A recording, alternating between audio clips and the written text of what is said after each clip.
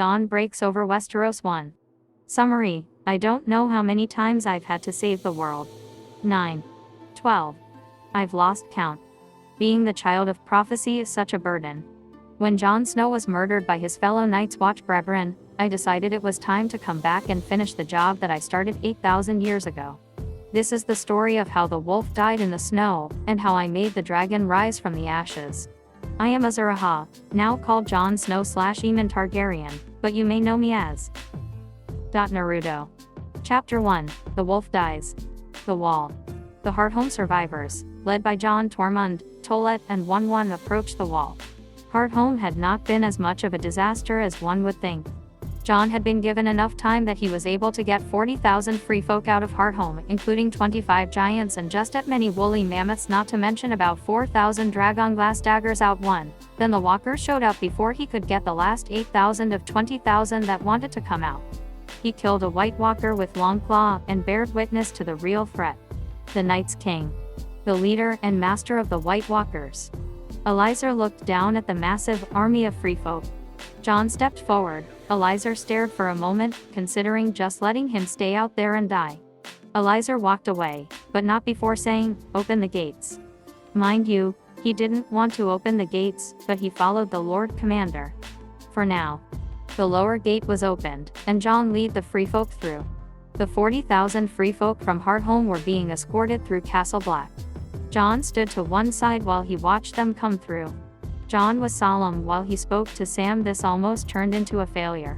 Sam said to Jon, "No, Jon. It wasn't." Jon didn't look convinced as he eyed each of the free folk.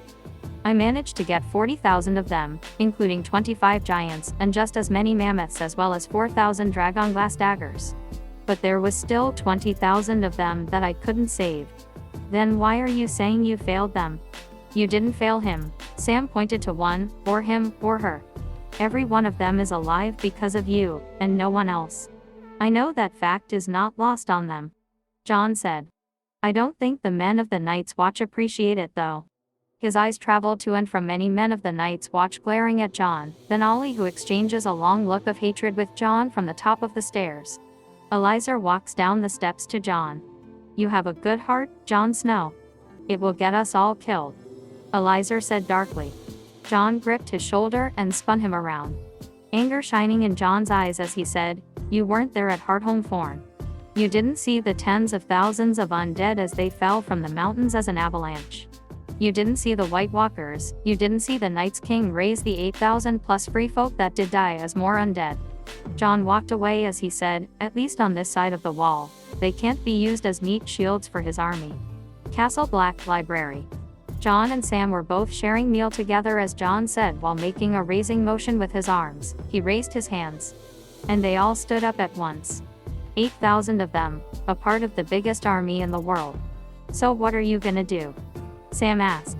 "I'm gonna hope they don't learn how to climb the wall." Jon japed and the two friends shared a laugh. "And the dragonglass?" Sam asked. "There's enough to arm the entire Night's Watch and still have 3,000 more for the free folk. But that still leaves everyone else. It's better than nothing, but it's still not enough," Jon said. "Well, that's some good news, but..." "You said you killed a White Walker?" Sam asked. Jon sighed and said, "With Longclaw. I saw its ice blade shatter steel axes like they were glass. But Longclaw is made of Valyrian steel." "How many Valyrian steel swords are left in the Seven Kingdoms?" Sam asked. "Between the dragonglass we have, and the Valyrian steel in Westeros. Not nearly enough to make a difference." Jon sighed before saying, "I'm the first Lord Commander in history to sacrifice the lives of sworn brothers to save the lives of free folk. How does it feel to be friends with the most hated man in Castle Black?" he said while smiling.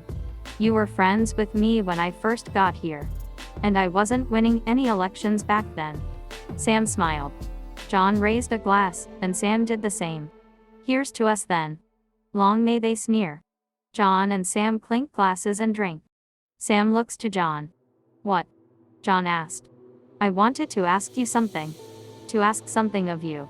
Send me Gilly and the baby to Old Town so I can become a maester. That's what I'm meant to be, not this," Sam said.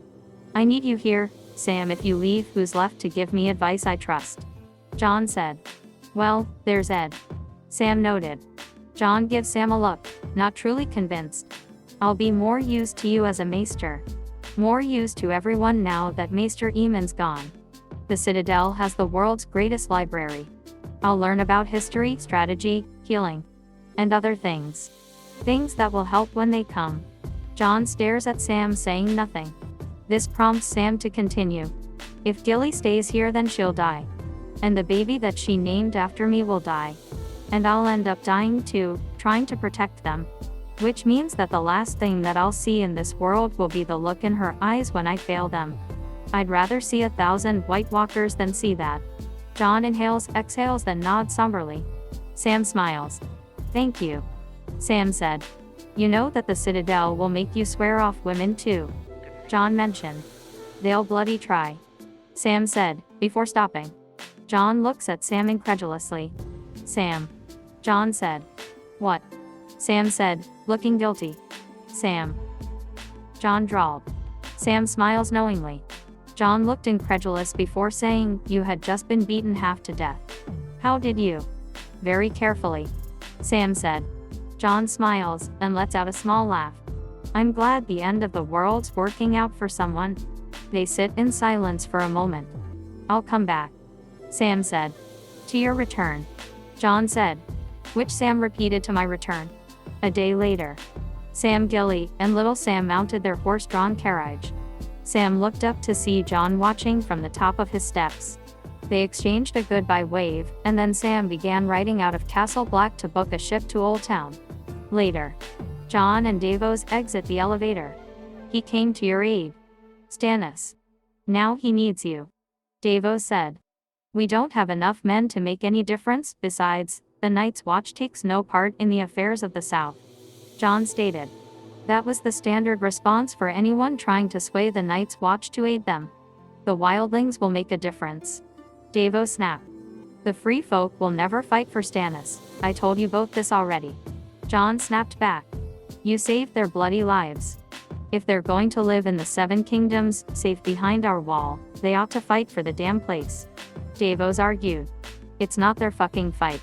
I didn't save them from certain death just so Stannis could send them off to die for his hopeless cause. Jon said in anger. The gates to Castle Black are opened and Melisandre arrives, alone and on horseback. Jon and Davos rush over to her. Stannis? Jon asked, wondering if he had been defeated.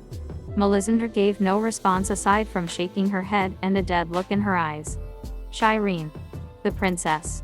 Davos asked. Once again, Melisandre shook her head. The Red Woman then walks away from the two of them. To stir in her own misery. That very night. The Lord Commander's office. Jon goes through the various scrolls on his desk. They were pretty much all saying the same thing.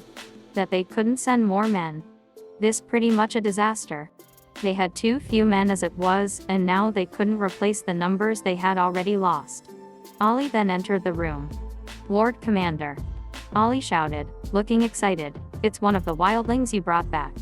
Says he knows your Uncle Benjen. Says he's still alive. Jon stands up very quickly, shock and hope present on his face. Are you sure he's talking about Benjen? Says he was first ranger. Ollie said he knows where to find him. Jon rushed out of his room, and made his way out to the courtyard. He is met by Elizar. Man says he saw your uncle at Hardhome the last full moon. Sarah Elizar informed Jon. He could be lying, Jon noted as he put some gloves on. Could be, Elizar admitted. There are ways to find out. Where is he? Jon asked. Elizar pointed to a group of huddled up brothers holding torches. Over there. Jon walks past the group of brothers. Instead of a member free folk, he saw a sign that reads traitor when he passed them, and suddenly realizes he has been betrayed. The moment he turned around, his face contorted into a snarl. Elizar stabbed him in the gut with a knife. For the watch, Elizar said as he smiled condescendingly. Elizar stepped back and another brother stabs him. For the watch, the brother said. The brother stepped back, and a third brother stabs him. For the watch, the brother said. A fourth brother stabs him. For the watch, the brother said. A fifth brother stabs him. For the watch, the brother said. Before this brother could pull out his dagger, Jon gripped the traitor's arm tightly. "You're all fucking idiots." Jon snarled. "You think the wall was built to keep out free folk? The wall built the wall to keep out the White Walkers and all the monsters north of it. You really think protecting you little powwow of murderers, rapists, and thieves is more important than surviving the long night? You'll damn us all." The brother then stabbed him 3 more times. By this point, Jon could no longer stand. He fell to his knees and coughed up blood as the black brothers separate, letting someone else approach. Jon realized to his horror that it was Ollie, the boy he had taken under his wing. Jon could only look at Ollie in disbelief. He stared at the young boy, his eyes screaming to know why the boy would betray him. Jon had known that Ollie despised the free folk for what they did to his village and family. But he never got that his decision to save them would affect the boy so much. Then again, this was the exact same kid that had torn his heart out a year ago by killing Ygritte. "Even you, Ollie." Jon managed to get out. Ollie thrusts his knife into Jon's heart. "For the watch," Ollie said coldly.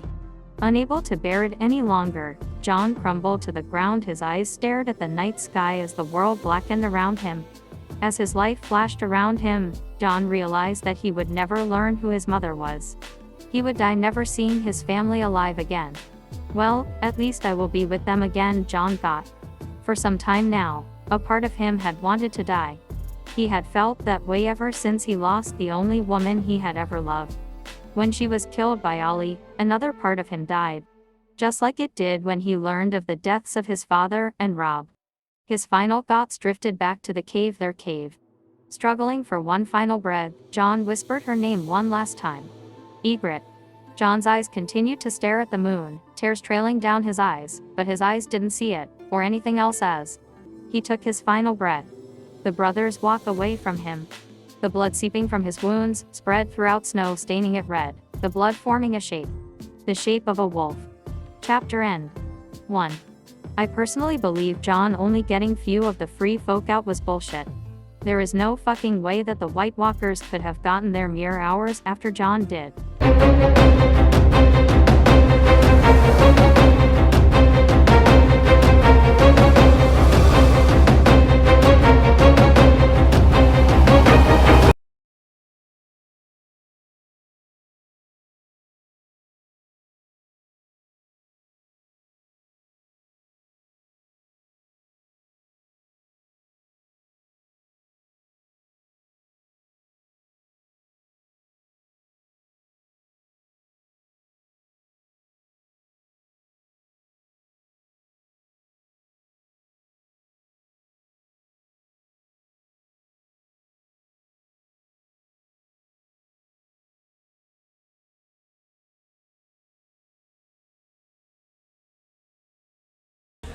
From my blood come the prince that was promised,